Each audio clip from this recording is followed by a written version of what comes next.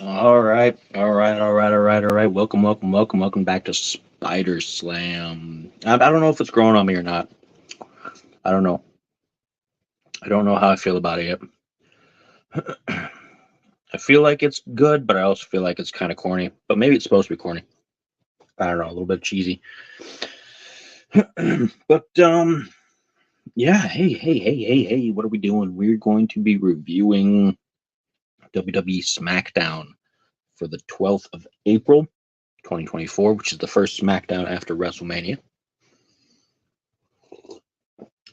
And storyline wise, I really enjoyed the storyline stuff here more than I did on Raw,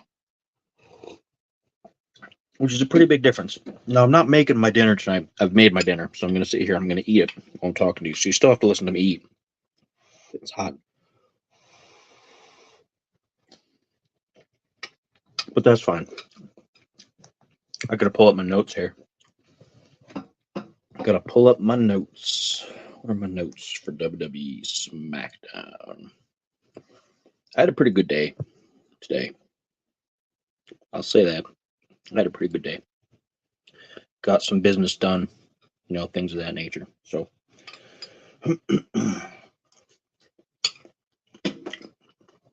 so let's get down to it. Smackdown in Detroit, Michigan. They do a lot of traveling nowadays. A lot of traveling. And they mentioned this is their 18th consecutive sold out show, including all 5 days of the WrestleMania events, which was the 2 WrestleMania, Night 1 and Night 2, and all the preceding Hall of Fame and everything else leading up to it in Philadelphia. That's a lot of people buying tickets. That's kind of a big thing, I suppose. But they're in Detroit. And you got Corey Graves and you got Wade Barrett as the announcing team, as opposed to Pat McAfee and Michael Cole on Raw. I'm not a big fan of Wade Barrett. I don't think I was ever a big fan of him as a wrestler either. I don't know. I don't really seriously dislike him. I'm not keen on him being a commentator, but that's just personal preference. He's into it, and they obviously have kept him around for a while. So, what am I going to do about it? Nothing, right? Nothing. So, they started off with a recap video of Cody Rhodes winning his title WrestleMania. Because SmackDown is his show, I believe. I don't believe Raw is normally his show, but he was there as the champion, and he bounces back and forth between shows to talk to various people he had to during the story lead up to finish the story, right? But SmackDown, I believe, is his show. So they did the recap video, and then he came down to the ring to talk about how things are going to go in the near future for him in the championship. Crowd was super into it, as they've been. A lot of "you deserve it" chants, a lot of chants of his name, Cody, over and over. So it took a few minutes for him to be able to get a chance to talk. I like how into it the crowds are. I mean, I don't know. I don't know if they've always been like that throughout the many decades, because I fell off there for a while. But it seems like people are really into the shows these days. And they're live, and I'm into it. I'm here for it.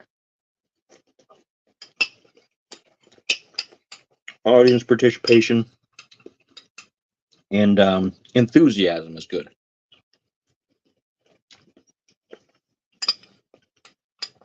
I don't really pay attention to how that compares with the other promotions, because I don't really talk about them. I don't really watch them, and I'm probably not gonna.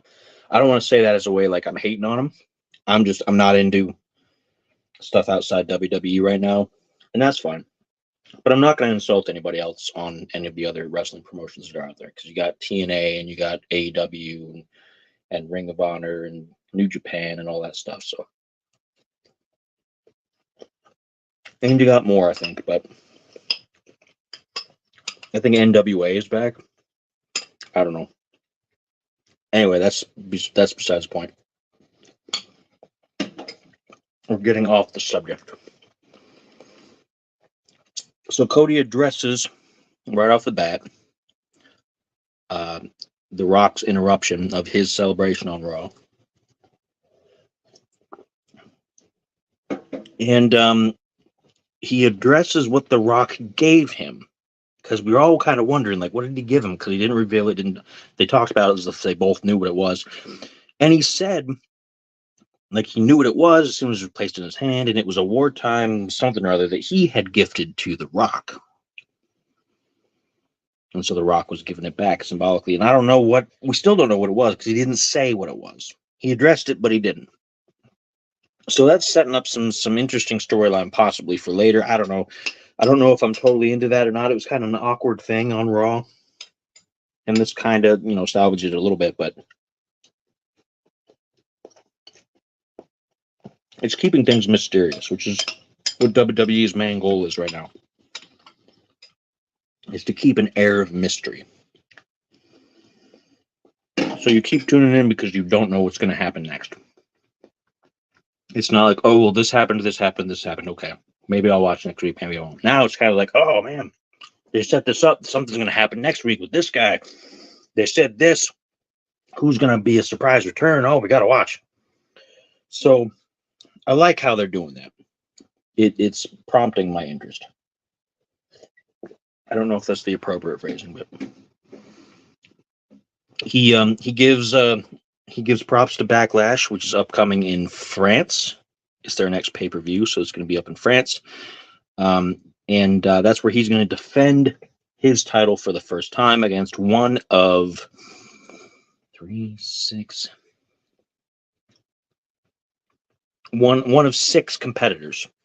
There's going to be 2 matches on SmackDown tonight to see who's going to, go on and battle each other for the number 1 contender spot. So he mentions their names. I'm not going to go through the whole list because as we go down here, you'll find out because their matches are all the same night, right? So as he's going through this whole thing, he's talking to the crowd and they chant Cody again and everybody's into it and nobody interrupts. Nobody comes down to the ring, which is refreshing. You don't need somebody to interrupt an in-ring celebration every single time. Sometimes it's nice to just let them have it, let the speech go through, and then leave it at that. So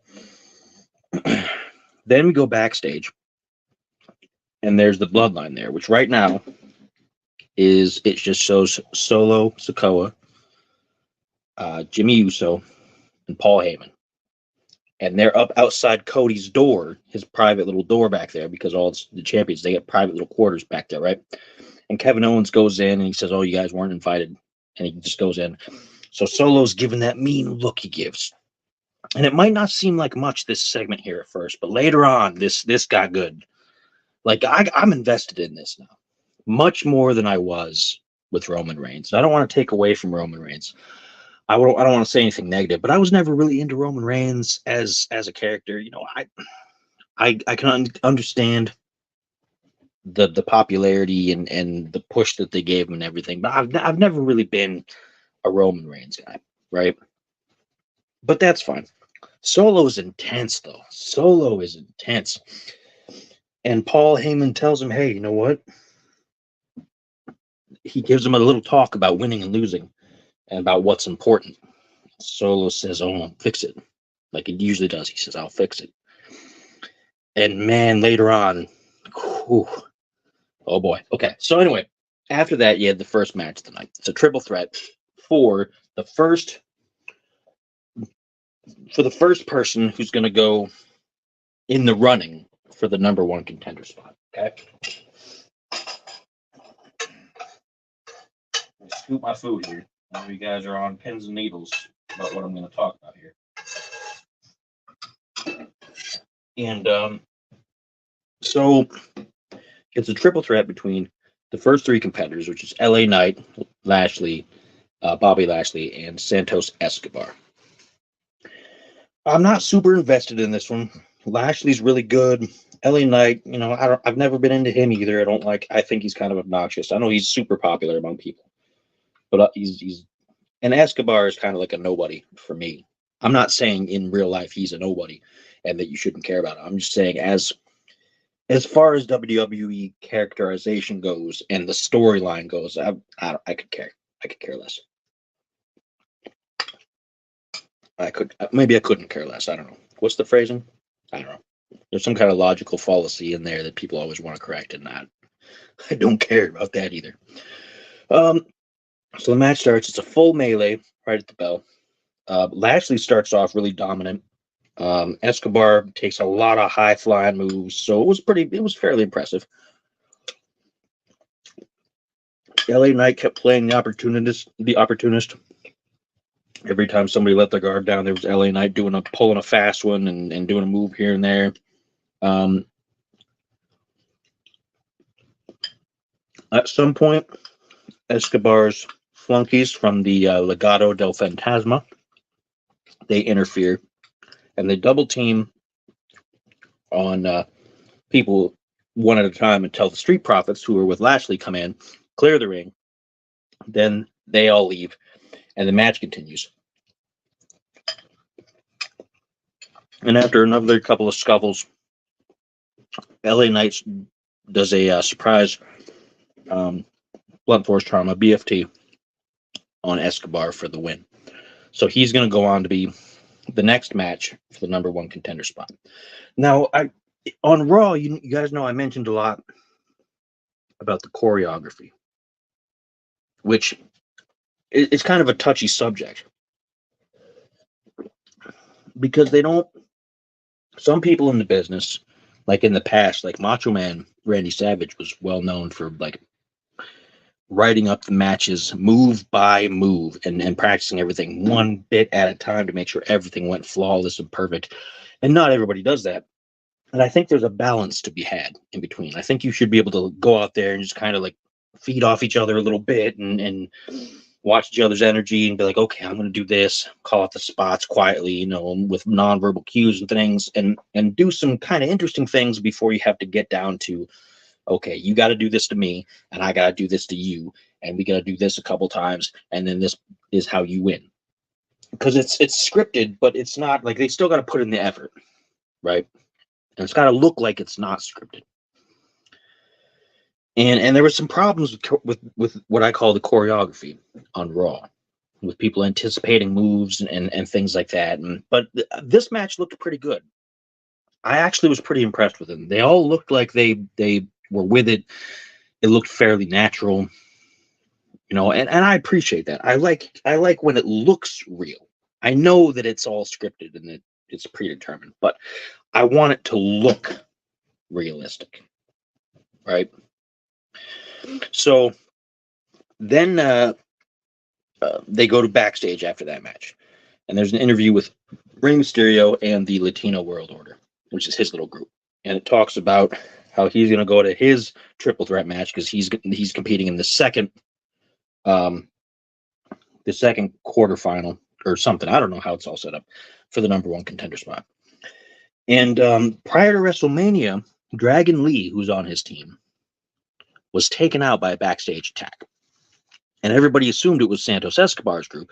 And so that's why Andrade, who's recently come back to WWE, that's why he joined Rey Mysterio to help them win at WrestleMania. Okay. Now, apparently, Santos Escobar's group said that they weren't responsible for beating up Dragon Lee, which tells me they're setting up an Andrade segment where he's still a bad guy, because he was a bad guy before he left and went on to another promotion. So he's probably still a bad guy, and he was setting this up with Rey Mysterio and everything. So they foreshadowed it, but nothing further with that came along with the rest of the show. The person running the interview, I think her name's Kayla, the lady, she interviewed Rey Mysterio, and she asked him about that. She said, well, they said that they denied they had anything to do with that, and he kind of brushed it off. So they didn't do anything more with that storyline tonight, but they planted that seed. That's the thing about WWE right now. It's all about planting the seed. That's the terminology. So they prop up their match. After that, Bloodline comes out, goes down to the ring to talk about the loss at WrestleMania. And Paul Heyman's giving it his good. He's like, He's justifying things. He's saying, oh, yeah, Cody had this, but he still won. So we're going to make some changes, and we're going to do whatever for the tribal chief. And he's got his phone that's supposed to have Roman Reigns on the other hand. And Solo stops him and gives him that look. And I'm like, okay, what's going on? And Heyman's like, oh, my. And this was a good performance by Heyman. He looked like he feared for his life throughout this entire segment. Like he legitimately looked like he felt he was going to be on the receiving end of just an unmitigated beatdown. So I gotta give it to Heyman. He's not always been my favorite person, but this was good. He was a good performer on this. But Solo turns to him and he recounts what Heyman told him about winning and losing.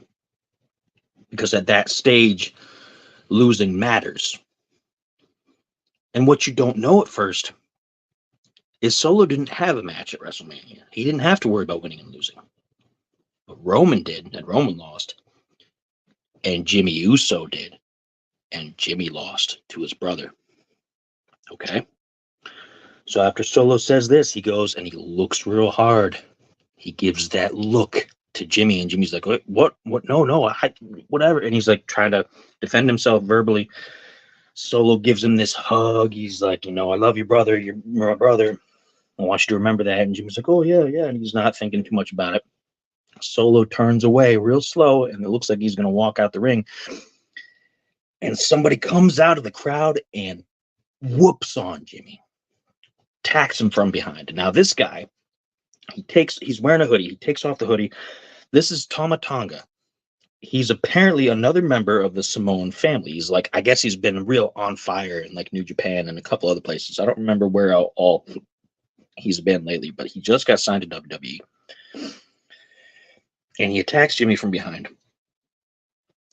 And Heyman's like, no, don't do it. What are you doing? Don't do this. And then Solo has Tama Tonga pull him up, and he gives him the Samoan spike, and then he gives it to him again. And then Tama Tonga backs off, and Solo picks him up himself and just spikes him like 5 or 6 of these things. And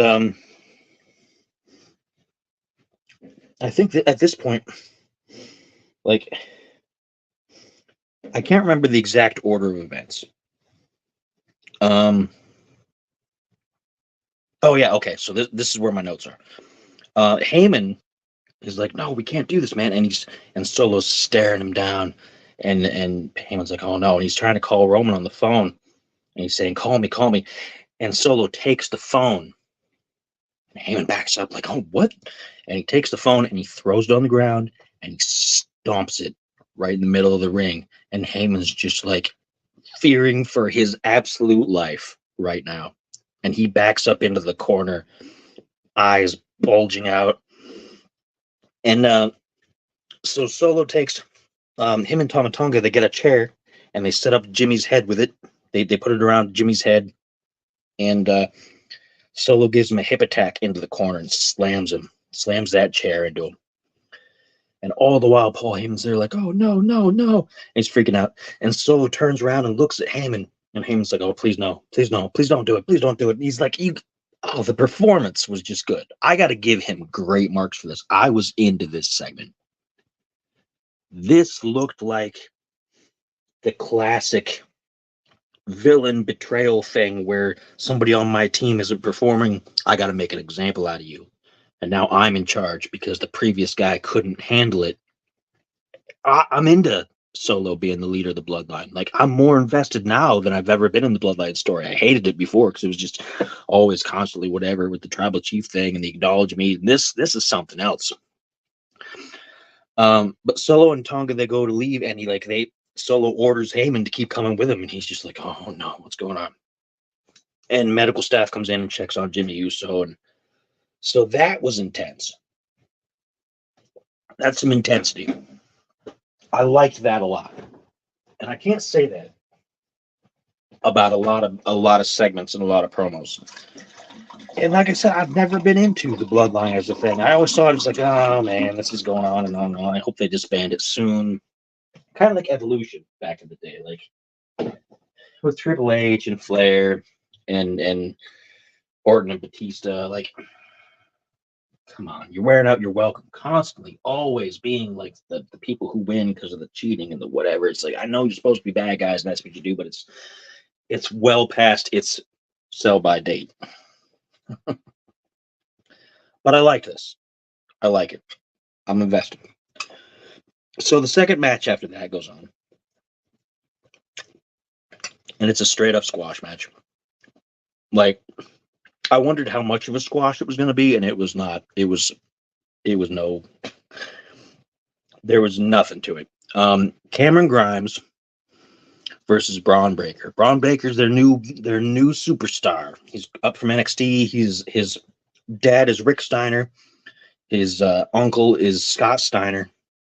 And in a first, the announce table acknowledges those family connections, which, like, the only reason Braun Breaker couldn't use the word Steiner anywhere in his name was because of problems between the Steiner brothers and Vince McMahon.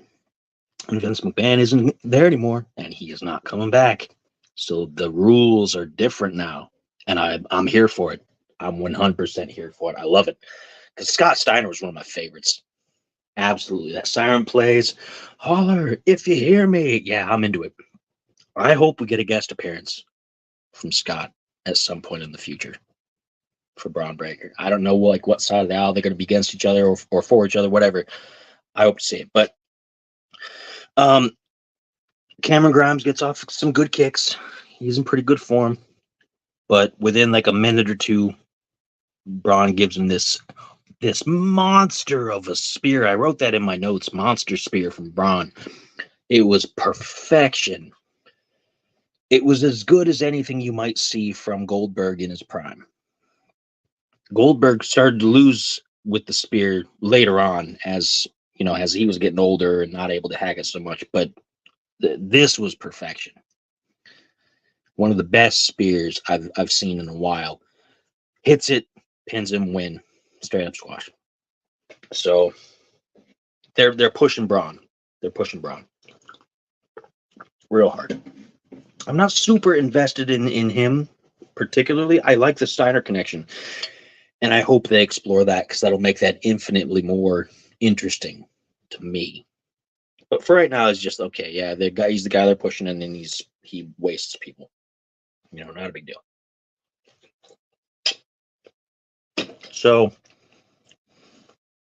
after that, you have a little promo from AJ Styles about how LA Knight gave him like all this grief and everything, and LA Knight won their rivalry match at WrestleMania, and AJ Styles coming for him is going to go through everybody else he has to get to him. And AJ Styles, I don't think is a great talker. I mean, he was going for it. He had the intensity and things, but I don't know. It's just, I wasn't into it. But I get it. It's to further the rivalry and things like that, right? So after that, you had Bayley for her in-ring celebration because she won the women's undisputed title, which is the SmackDown title. Rhea Ripley's got the one on Raw. Bayley has the one for SmackDown. So she comes out to the ring. The "You Deserve It" chants again. Common theme. Been a common theme lately. Bayley thanks the crowd for being so pumped for her and everything and for helping her along. They say, Bayley, Bayley, the chants, just like for Cody. And then she's talking about she's going to let somebody from the back be the first challenger for the new belt. And it's a friend of hers, but before she can say the name, here comes Tiffany Stratton, who I'm not invested in at all. I think she's kind of generic as a lady character. I've seen them play this angle before, and it's just tired. I'm not into it. I don't know. And I'm not really even interested in her as eye candy. I don't mean that to sound like sexist and whatnot, but I'm just that they pick certain women to be. Oh, this woman's going to be in half these matches because she's there for people to look at, and the women wrestlers appeal to that on purpose. It's not like they're forced to or whatnot. And I'm just not, I'm not super into it. And she's just not doing it on any level. And I'm not saying that, like, I'm not saying anything about her looks or anything like that. Like, that's a personal preference. That's not me telling you, oh, she sucks and she looks like trash. I'm not saying that. I'm not saying that. Okay. I don't want people to think I'm trying to insult her or anything. I'm just not into it. That's all. I'm just not into her. Personal preference. That's it. Nothing more than that. So let's not make a big deal out of that. And she comes down and she complains, kind of like Chelsea Green did, about not being able to have a match at WrestleMania as much as she deserves it, blah, blah, blah. And she challenges Bayley for the title. She's like, I think it's my turn. And Bayley says, no, it doesn't work like that. I admire your confidence, but no, I'm instead going to give my first defense to Naomi. And Naomi comes out. She's mad looking when she comes out too. She's mad. She's got that look on her face like, I'm not happy about this. And she comes out, not with Bayley, but she's mad about Tiffany. She comes down. Tiffany trash talks her, tells her blah, blah, blah. Naomi's like, nah, and trash talks her back. And she tells Bayley, hey, I got to turn down your challenge tonight because I'm going to fight her tonight. But I will, after this. So then there's a little break where there's a backstage interview where the lady who does the interviews, Kayla, she's back there again. And she's outside a door that says like medical door or something or other. And obviously she's waiting to check on Jimmy Uso. She talks about how he was just attacked and how the doctors are checking on him. And Paul Heyman comes out of that room and he's got this look on his face like, oh, like he's just, that prognosis is not good. And she asks him, and like, how is he? And Paul's like, no, it's not good. It's not good. And then before he can say anything else, Tama Tonga comes up. And Heyman backs up against the door. He's like, he's white as a sheet. He's like, oh, no. And Tama Tonga says, by order of the tribal chief. And Heyman's just like, well, And Solo comes up with him. And they almost make like they're going to go in the room. But Heyman's like, don't. And he's playing it up. Oh, Heyman's performance is top notch on this. It's great. Like, it's absolutely great. Solo and Tama Tonga walk away. And Paul Heyman's like, what does that mean? What's that supposed to mean? Because they said by order of the tribal chief, but he thought tribal chief was Roman. So now he's like, what are we doing here? And that was the end of that. And man, I am 100% invested in that story. That's the storyline I'm looking forward to the most.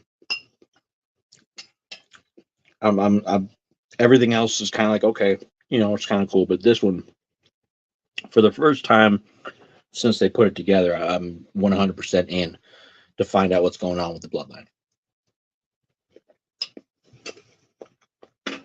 You might not agree, but that's how I feel about it. So they go back to the ring where the match between Naomi and Tiffany Stratton is started. And this match was terrible. This match was not good. This is probably the worst match of the night. It just wasn't good. I wrote in my notes that the match sucked, and maybe it did. Strong language, but maybe it did. Choreography was poor between the both of them. The selling was weak. Like every time one of them hit a move on the other, it didn't look like it was all that effective.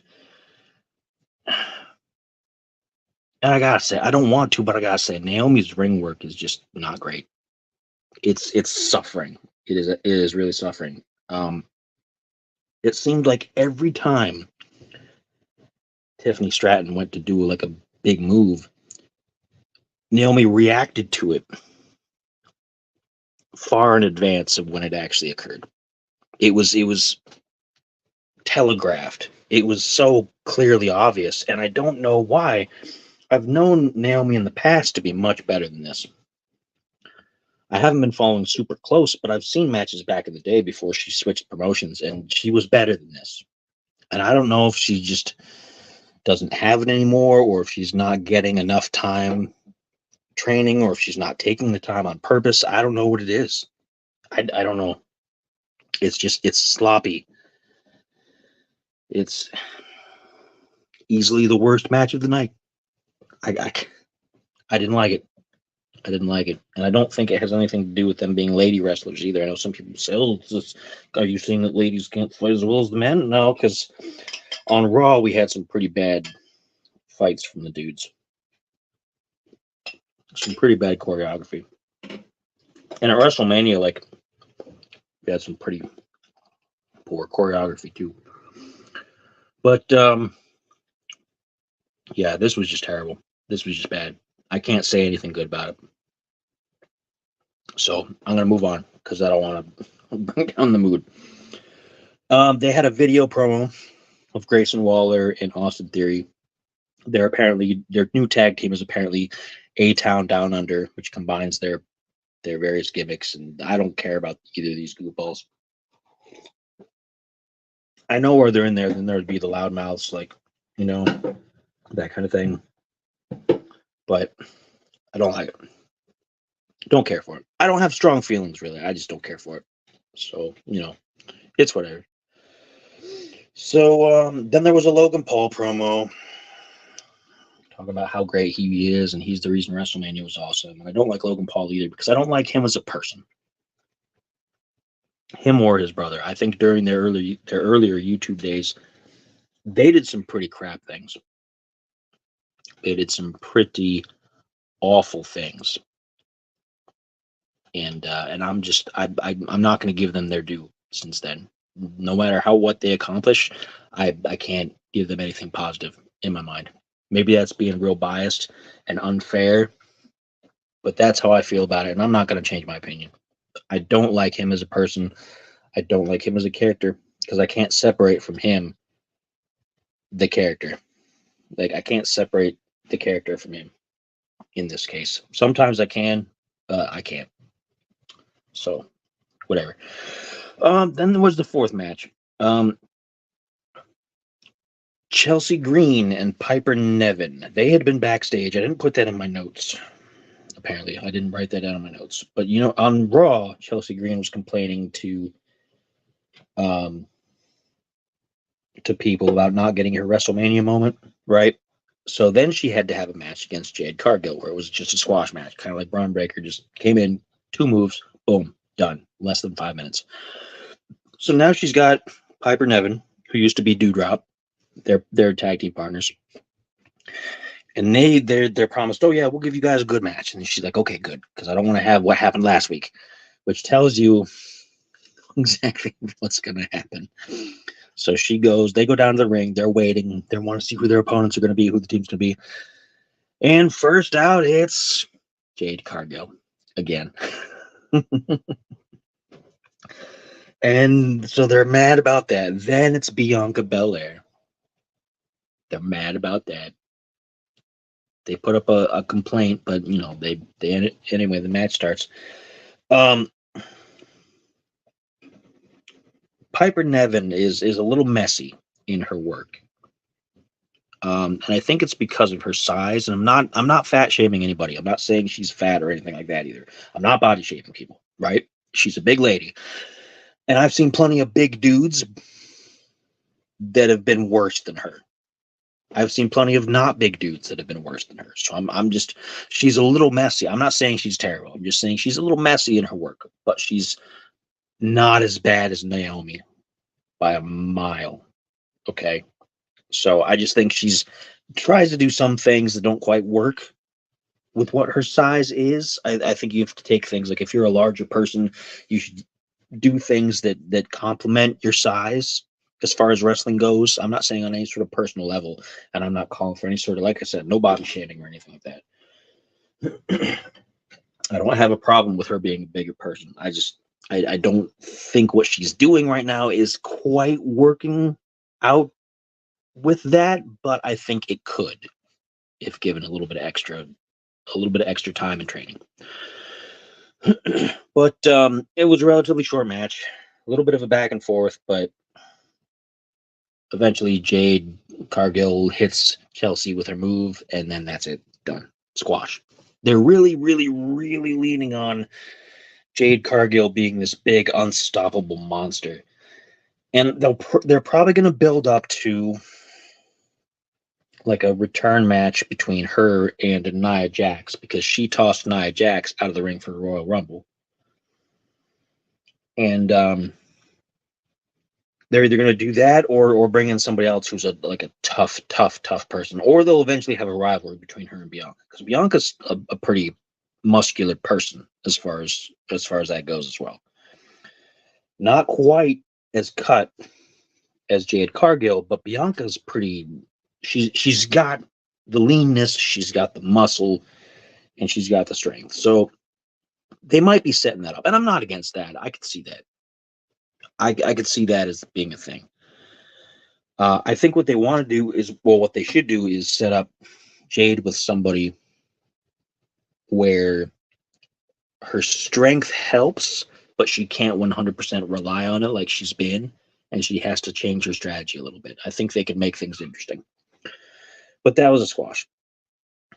Then they went backstage for an interview with Kevin Owens, and he takes the mic from Byron Saxton, and he's like, "Can I take this and walk with it and do the camera walk things?" Like, yeah, sure. So he talks all the way from the back to the ring about how he's going to have this match with the triple threat and whatever. And they've been selling these belts. Like these belts for other sports, but they're like WWE Championship belts, but instead of the championship stuff on them, they've got sports teams on them, like the Detroit Tigers in this case. And he sees one, he's like, "Oh, can I have this?" And he takes it, and he's like, acts like this is his championship belt. And he talks all the way to the ring with it, and he like takes the belt, raises it over his head, and he's like, oh, he's making a big deal out of it. I don't really care for Kevin Owens, but I thought this was good. I like it that he's not taking himself too seriously. I like that he's not taking himself too seriously. I think that helps.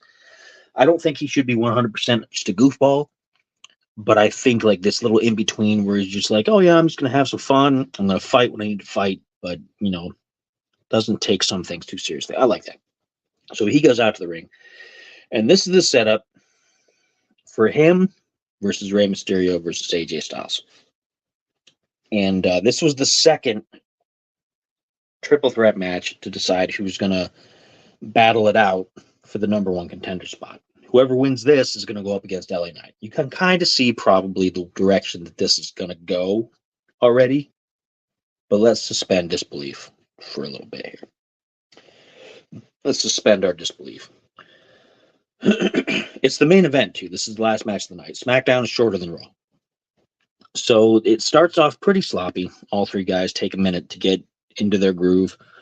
Rey Mysterio has good timing and good effect with those tilt-a-whirl DDTs that he does, where he jumps up, spins around, and pulls you down. Whatever training he's doing with the other guys to set up these matches, it's working, because they were like, these all landed perfect. They were great. Kevin Owens, he's good offensively. Like he can really. Some of the moves that he did were great, but on the receiving end, his selling was not great. Like he's gets hit and he's like, ooh, ooh, ooh, and he makes that same face. He doesn't look like he's actually in peril from some of these things, which some of these things you should look like it. If you're getting beat up to a certain degree, you should look like it's affecting you, unless you're like the Undertaker. Well, even his selling is great. Well, it's over the top. His selling is like it's too much. But like Big Show and Great Khali, those big guys, even their selling sometimes is better. Which for Great Khali is saying an awful lot, because he was terrible at pretty much everything. But personal opinion, remember. Um, but Owens does like a double German suplex, and what I mean by a double is he like AJ Styles has Ray from behind, and Kevin Owens comes up and grabs him from behind, and German suplexes the both of them in a stack, which was pretty impressive. It was messy, but it was impressive. Later on, after some pretty decent work, AJ Styles pulled off a Styles Clash on Rey Mysterio from the top rope for the win. And what he did was, like, Owens was down at the corner, like, on his back, like, oh man, because he'd been beat up. AJ Styles was on the top rope and got Rey Mysterio in the position. And then when he went down to hit the mat, he splashed on Owens on the way down, which was pretty good, taking them both out. And then he pinned Rey Mysterio on one. And of course, right after that, LA Knight came in the ring to trash talk, and they're both trash talking back and forth, and you just hear them like saying their threats and stuff, and then the show was over. The end credits, and that's it. So, final thoughts on this one. Final thoughts. The Naomi match with Tiffany Stratton was just terrible. It was absolutely bad. They have to start doing something with Naomi. I don't know, send her to the Performance Center or something and get that polish back. I know she can be better. I know she can be better. But it wasn't great. But even with that, dragging down the show, it was a solid show. I liked it better than I liked Raw. I think because maybe they had less time to work with, so they had to condense things. They had a lot more commercials, which was irritating. I don't know why in a shorter show you're going to have more commercials. Maybe that's why, because you can't spread out as many sponsors over a longer period of time. So you got to slam in as many as you can in a shorter space, I guess. That would make sense from some perspective, but I don't like it. Broke up the flow a lot of times. The Bloodline stuff, man, I cannot talk about how good that is right now. With Roman being out of the picture and Heyman just like expecting to get spiked at any moment. Oh, that's setting up a good storyline. I don't know where they're going to go with it, and I don't know if they're going to feud with anybody about it. But it's looking good. I hope they don't ruin it. There's rumors too of a third Samoan who's actually another brother of Jimmy and Jay, but they're not going to say that in the storyline. Like, obviously he's going to be another cousin, right? He's not going to be their brother in the way they present him, but he's in real life, he's their younger brother. Jacob Fatu, I guess he had some legal problems somewhere or other along the lines, and he was supposed to be in sooner, and he couldn't be, and they've just been biding their time waiting, and he's supposed to be really good.